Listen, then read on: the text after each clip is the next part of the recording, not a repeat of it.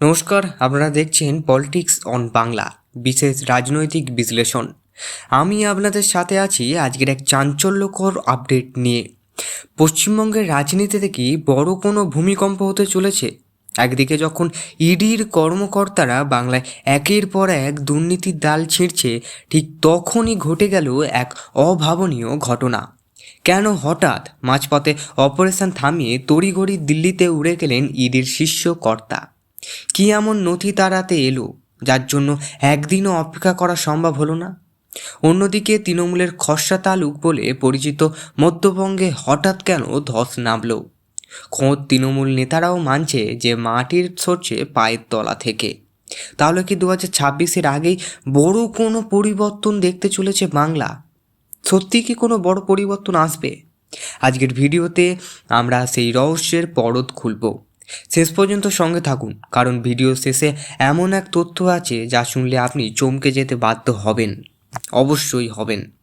বন্ধুরা, ভাবুন তো, তদন্ত চলছে পুরো দমে, তল্লাশি চলছে শাসক দলের ঘনিষ্ঠদের ডেরায়, আর ঠিক সেই মুহূর্তে টিমের প্রধানকে ফোন করে দিল্লিতে তলব করা হলো।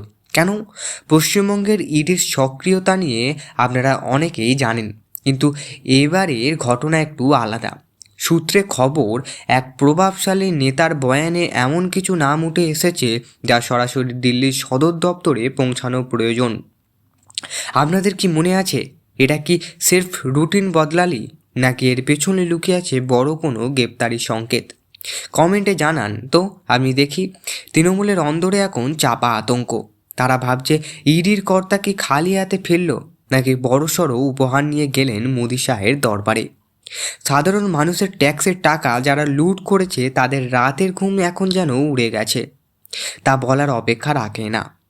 এবার আসি আমাদের দ্বিতীয় বড় খবরে। মধ্যবঙ্গ অর্থাৎ বীরভূম, বর্ধমান, মুর্শিদাবাদের মতন জেলাগুলো, যা একসময় তৃণমূলের শক্ত ঘাঁটি ছিল, সেখানে এখন ফাটল নয়, পুরো ধস নেমে গেছে। কেন এই হঠাৎ করে পতন? অনুব্রত মণ্ডলের অনুপস্থিতি এবং পরবর্তী কোন্দল দলকে পঙ্গু করে দিয়েছে। নিচুতলার ক্ষোভ। সাধারণ ভোটাররা দেখছে নেতাদের প্রাসাদ বানাচ্ছে, আর তারা পাচ্ছে কেবল প্রতিশ্রুতির ললিপ। আপনাদের মতন শিক্ষিত এবং সচেতন ভোটাররা এখন বুঝতে পারছে যে উন্নয়নের বিকল্প মজুরির ডবল ইঞ্জিন সরকার একমাত্র। তৃণমূলের স্থায়ী নেতারাই এখন ক্যামেরার সামনে স্বীকার করছে যে মানুষ আর তাদের সাথে নেই। এটাই কি আপনি সির্ফ রাজনৈতিক হার বলবেন, না এটা হলো পাপের গড়া পূর্ণ হওয়া? যাই হোক, আমরা একটা গুরুত্বপূর্ণ ভিডিও ডেসক্রিপশানে দিয়ে রেখেছি, অবশ্যই চ্যানেলে হলেও গিয়ে দেখবেন, যে পুলিশ লাগিয়েও তৃণমূল নেতারা তাদের ক্যাম্পে ভিড় জমাতে পারছে না। পুরো চেয়ার ফাঁকা হয়ে রয়েছে ধুধু মাঠ। কিন্তু এই ইডির কর্তারা দিল্লি যাওয়ার সাথে এই ধসের কি কোনো সম্পর্ক আছে? রাজনীতিতে কোনো কিছু অকারণে ঘটে না। একটা কথা কানে আছে যে দিল্লিতে গিয়ে ইডির কর্তারা হয়তো এমন এক তালিকা জমা দেবেন যা প্রকাশ পেলে মধ্যবঙ্গের আরও 4-5 জন দাপুটে নেতাকে সোজা শিঘরে যেতে হতে পারে। শিঘর অর্থাৎ জেল। জানেন কি কোন সেই প্রভাবশালী নেতা যার নাম ইডি এই গোপন ফাইলের সব থেকে ওপরে আছে?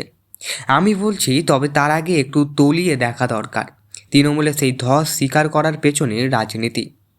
তৃণমূল কেন ধস মেনে নিচ্ছে? কৌশল নাকি আত্মসমর্পণ? একটা খুব মজার ব্যাপার, তাই না?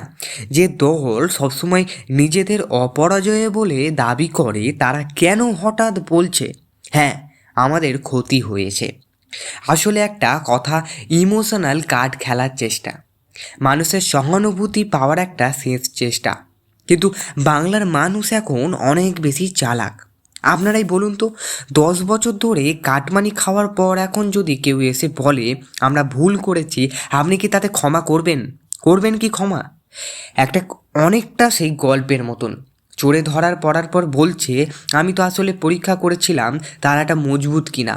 কিন্তু বাংলার জনতা এবার সেই তালার বদলে দেওয়ার সিদ্ধান্ত নিয়েছে। পুরো তালাটাই বদলে দেবে ভাবছে। আমার দর্শকদের 80% কিন্তু বিজেপি সমর্থক, এবং এটা স্বাভাবিক কিছু নয়।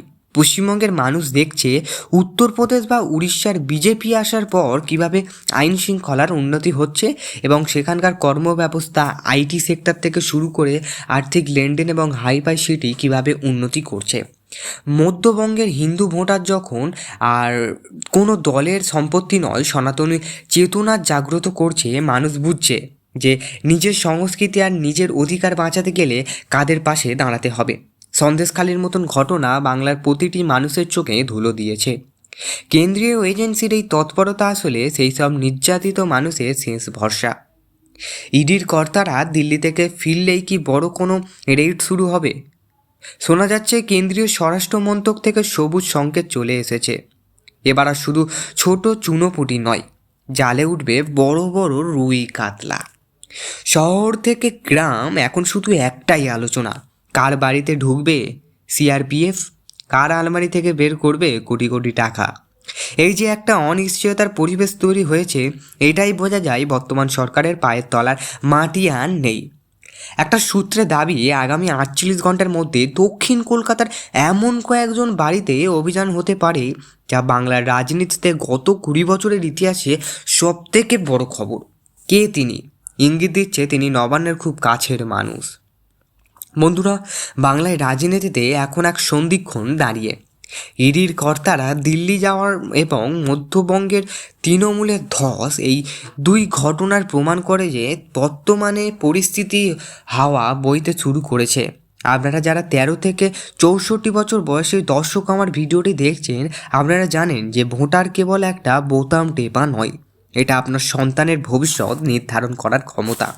যারা নতুন প্রজন্ম তারা নিজেরাই ঠিক করবে তাদের ভবিষ্যৎ কী হবে, এবং যারা একটু পুরানো প্রজন্ম তাদের ছেলেদের এবং তাদের মেয়েদের ভবিষ্যৎ কী হবে তারা ঠিক করবে। ভোট আপনার নিজের অধিকার, আপনি কোথায় দেবে সেটা আপনার ব্যাপার।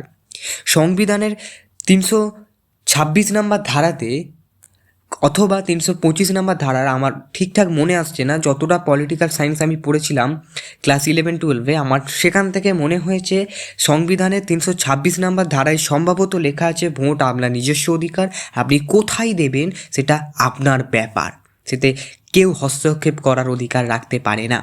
তবে একটা বিষয় পরিষ্কার, বাংলার মানুষ আর ভয় পেতে রাজি নয়। বাংলার মানুষ প্রতিবাদ করতে জানে। আরজি কর থেকে আমরা শিখেছি সেই ঘটনা, কসবা ল কলেজ থেকে আমরা শিখেছি সেই ঘটনা। আজকের এই বিশ্লেষণ আপনাদের কেমন লাগলো কমেন্ট করে আপনাদের মতামত অবশ্যই জানান। আপনি কি মনে করেন ইডির কর্তারা এই সফর সত্যিই কোনো বড় গ্রেপ্তারির ইঙ্গিত, নাকি তৃণমূলের আবার কোনো নতুন চাল চালবে? আপনারা যদি জানতে চান কিভাবে বাংলার বর্ডার দিয়ে পাচার হয়, কোটি কোটি টাকার রাজনৈতিক ফান্ড যাচ্ছে, তবে আমাদের পরবর্তী ভিডিও অবশ্যই আসবে। লাইক, কমেন্ট, শেয়ার করে সাবস্ক্রাইব করে রেখে দিন।